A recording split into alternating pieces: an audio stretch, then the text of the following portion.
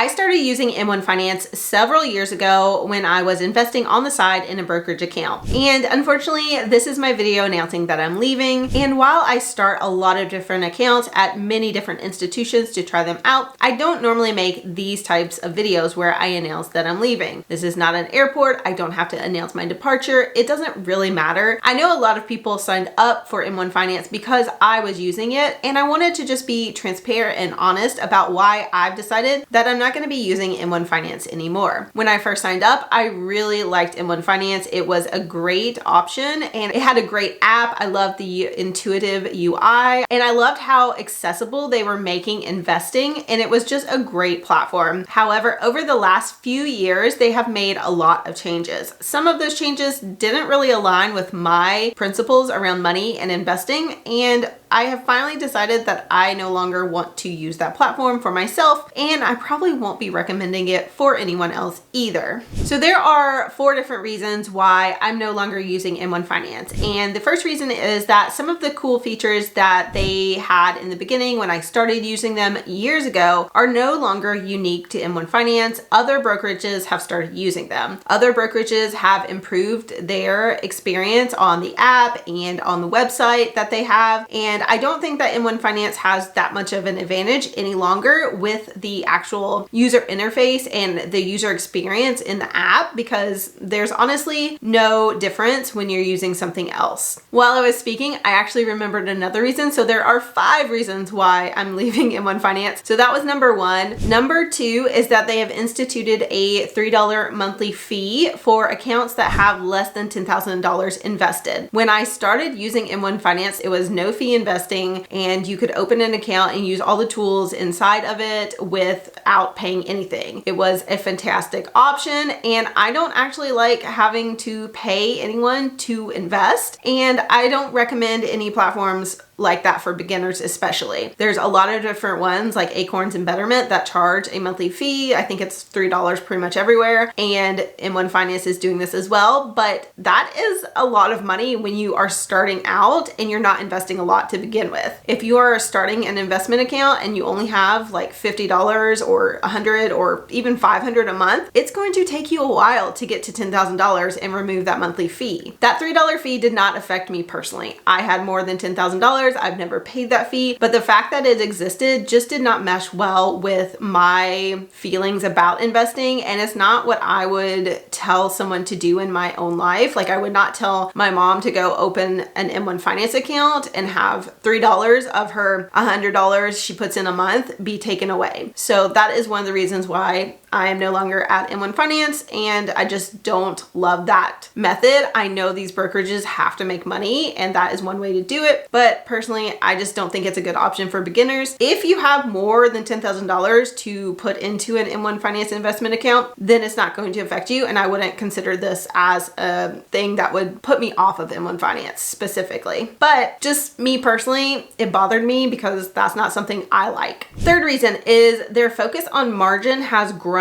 over time, and it is built into the app in a way that I do not like. Margin is basically taking a loan to invest. You are borrowing money to purchase those stocks, index funds, whatever you're buying. You are going into debt to purchase an investment. That investment can lose money. That investment is not guaranteed to go up, but you have borrowed money to purchase it. That is not at all anywhere close to my philosophy on how to use your money. I am debt-free. I love to help people become debt-free. I spend a good chunk of my time thinking about how stressful it is for people to be in debt and how to help them get out of debt, and using a brokerage that focuses so much on margin that they put it as part of your total that you could have invested just drove me insane. When they made that change, that was pretty much when I realized I was not going to be using M1 Finance anymore. And I'm sure there's other brokerages that do this because they want you to take on these loans. They want you to use the debt to purchase the investments because that puts them in the position of power. And as someone that does not do a lot of heavy risk averse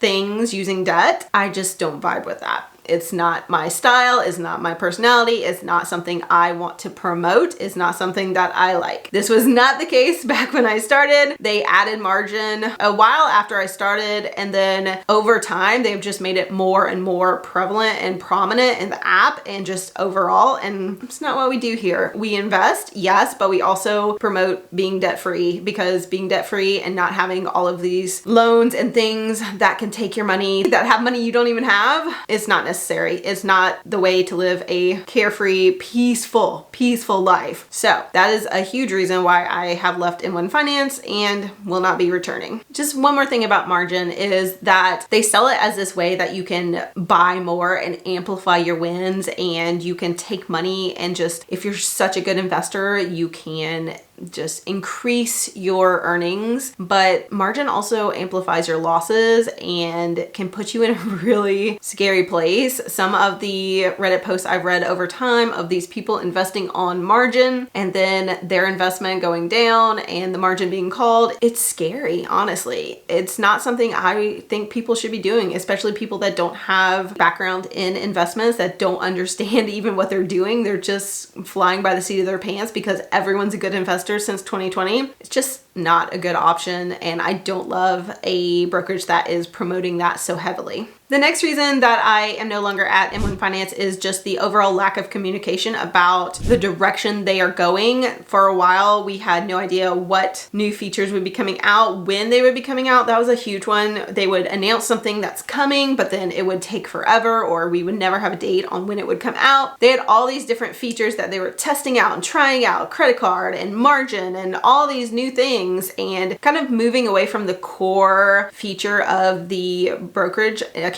where you could invest your money with the pies, kind of moving away from that to all these other offerings that of course would make them more money, but weren't necessarily why I personally signed up or what I was wanting. And the communication around it was pretty poor. It wasn't really clear a lot of the times, and I don't even know if they knew where they were going. And it seems like they have clear direction now, I think, but again, I don't really know. And as a customer, those ups and downs with the lack of communication, just I did not appreciate. So I am no longer going to subscribe to a company that is not very clear about the communication aspect. Also, in terms of communication and customer service combined, there has been a true lack of transparency and communication about when you are getting your tax forms. And every single year, my tax return is held up by M1 Finance. And I understand that some brokerages take longer, but it drives me crazy that they send it late and then they send adjusted ones over and over. I've received more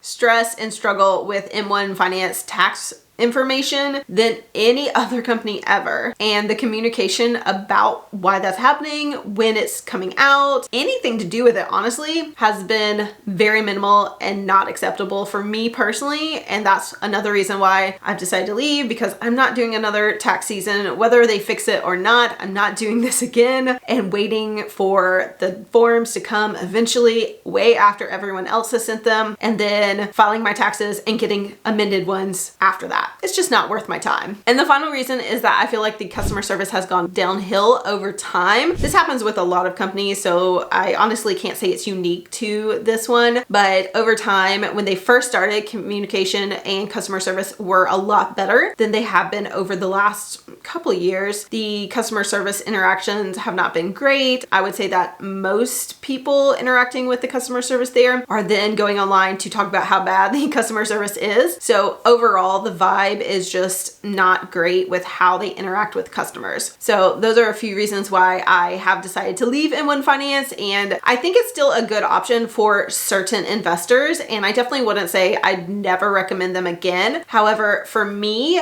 they're no longer the primary brokerage I plan to use, and I would not recommend them for a beginner. They are definitely moving toward wanting a higher end client and a higher end customer with a much bigger portfolio. So if that's you, it's honestly not a bad brokerage. It's not a bad choice. But if you're going to be paying $3 per month to invest, a small amount under $500 per month, I would not choose them. I would choose a no fee brokerage that gives you the option to invest, to purchase fractional shares, and has no fees. This is by no means to say that M1 Finance is bad. I hope M1 Finance actually finds their little niche and where they want to go. I think they're a lot closer now and they've kind of narrowed it down. So that's great. And it definitely has a customer base that is more defined now, and that's not for everyone. No platform is for everyone. And personally for me, I am a no fee brokerage type person. So I am sticking with the ones that I love, and you can watch those in another video. Just hop over here and I'll share the brokerages that I actually do use and enjoy.